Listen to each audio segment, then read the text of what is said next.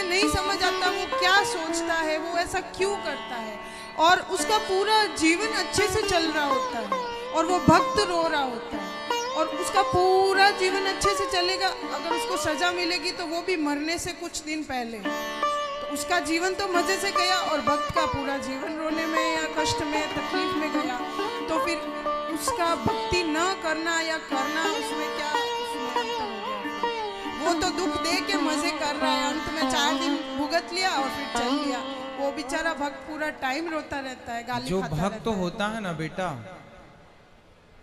आप किसी भक्त को जाकर पत्थर मारिए, आप किसी भक्त को जाकर के लाठी और जूते से मारिए, तो मारने वाले की तरफ भक्त जब देखता है ना, तो वो ईश्वर से प्रार्थना करने लगता है, हे भगवान इसने मुझे जूते मारे हैं, हे भगवान इसने मुझे पत्थर और लाठियां मारी हैं, हे भगवान इसे क्षमा कर देना।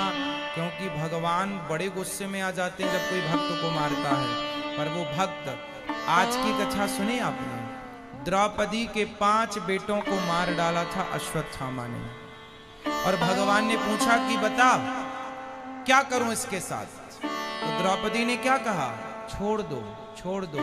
कोई भक्त यदि बदले की भावना रखे बैठा है तो भक्त हो ही नहीं सकता।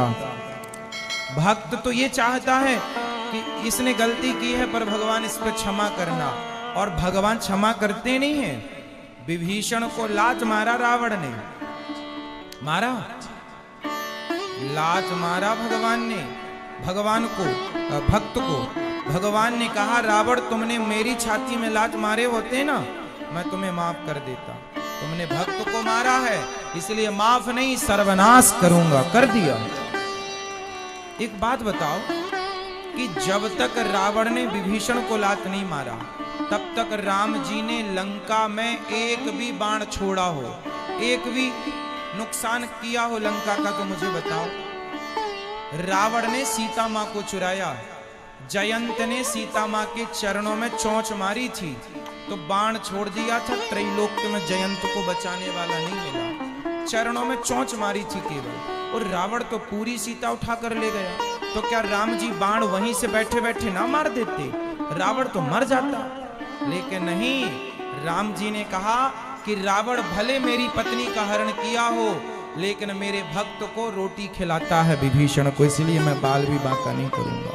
लेकिन जब उस भक्त को लात मारा तो राम जी ने सर्वनाश कर दिया।